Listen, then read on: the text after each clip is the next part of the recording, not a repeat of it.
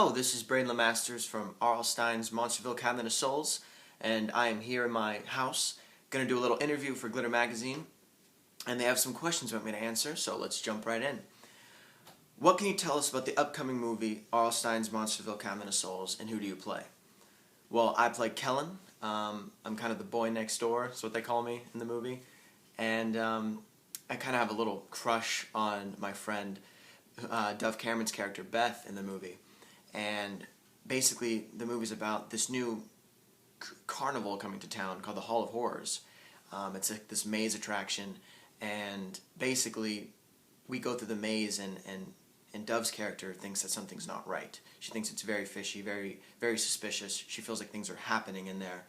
And, you know, all of us kind of think, come on, you're crazy, nothing's going on, it's just trick mirrors. But after a while, you know, we start to realize that maybe she's right. And I start to actually fall for Kat's character, Lilith, in this movie, and you know, some things play out about that. Don't want to give too much away, but it's a very fun, scary movie for the whole family. I think a lot of families can enjoy it. I love scary movies, so I think, you know, when I was a kid, I would have loved this too. So I definitely think it's you know, it's a perfect scary movie for the holiday season. It's gonna be fun. So the next question is, what other shows have you guest starred on? Well, I've guest starred on shows like House and NCIS and Criminal Minds, and you know, I've done some series regulars on shows like Men of a Certain Age, where I played Ray Romano's son on that for 2 years, and an ABC show called Betrayal. I was a series regular on that as well, and just like 6 Feet Under, just a bunch of shows like that, you know, ER, and just all those kind of shows. What has been your favorite episode to date, and why? There was an episode on my show Men of a Certain Age where it was a party episode where my character has anxiety in the show, so I was afraid to do a lot of things, but basically my character builds up the strength to go to a party and, you know, drink and all that kind of crazy stuff. So basically, I'm running home, and I throw up in my dad's car because, you know, I'm trying to beat him home. Like, he's driving, trying to get to my house to comfort me or something, and I'm trying to beat him home because he thinks I'm at home and I'm at a party. And it was just so much fun to film. That was probably one of my favorite things I've ever done. And also this thing I just did up in Toronto called 11/22/63 with James Franco.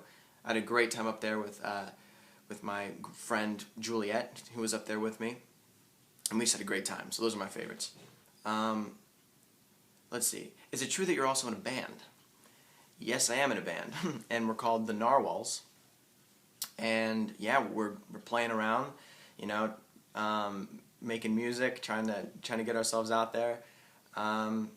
There's 2 actors in the band, so trying to work around that kind of schedule is kind of tough sometimes. But you know, we really want to take some time to make it happen. Very, very soon. It's definitely a huge passion of mine, writing and making music, like very inspired by bands like Arctic Monkeys and The Strokes and The Beatles and Kings of Leon, Arcade Fire, Vampire Weekend. So, you know, being in a band is definitely something I want to do with my life, 100%. Do you play any instruments?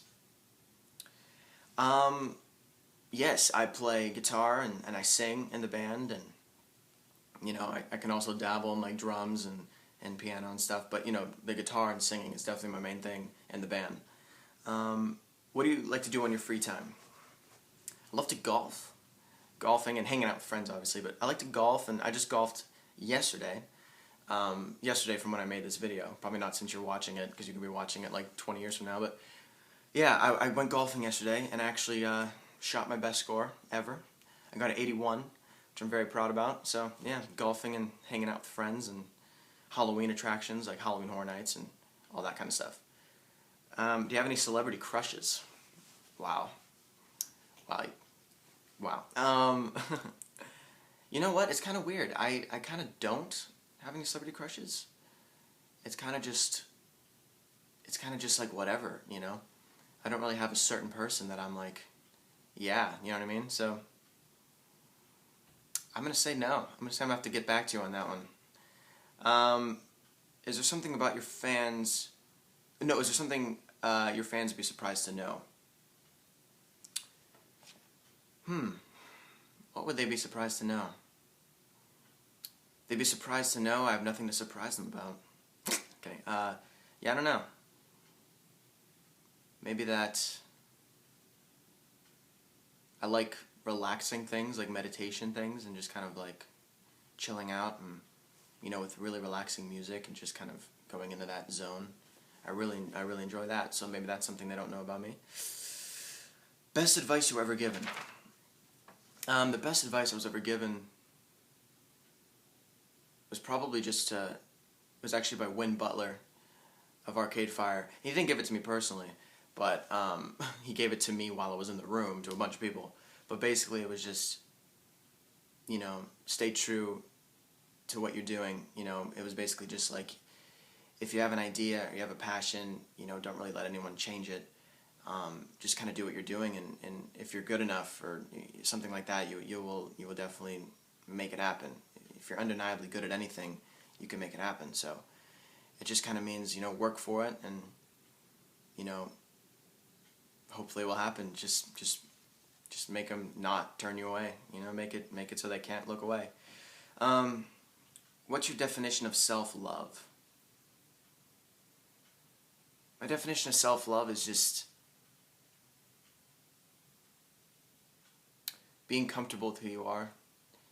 I think a lot of times in this day and age, especially with all the social media out there, if you could just learn to love who you are and love how you look, or just love what you do and love what you can offer to the world, and love what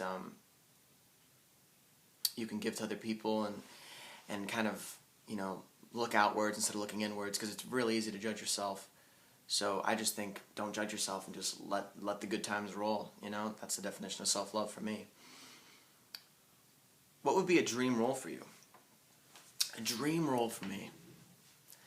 Probably like a scary movie that's like hardcore, or just like a really good film with like Leonardo DiCaprio or Bryan Cranston or something. I think that'd be really cool. That'd be awesome. Is there someone you'd like to work with that you haven't worked with yet? Oh, wow. I kind of answered that. Leonardo DiCaprio and Bryan Cranston. I would love to work with them. Even Will Ferrell. Will Ferrell would be really funny. I think Will Ferrell would be sick. Any projects you could tell us about that you're working on next? Well, I just finished Up in Toronto, 11/22/63, starring James Franco, and produced by J.J. Abrams, which is pretty sick. So that should be the next thing after the R.L. Stein Monsterville project. So I guess look out for that. And then other than that, I'm just kind of up in the air. Whatever comes next, I'm willing to take that head on and just make it happen. And fans can follow me on Instagram, Twitter, Facebook, all the social media stuff. They're all under Braeden Lemasters, I think. But yeah, go do that. And I think this is wrapping it up. Thanks for watching me in my house. It's kind of funny. I hope you guys had a good little experience listening to me ramble on for about 8 minutes. So yeah, guys, have a good day. Chill, have fun. Yeah.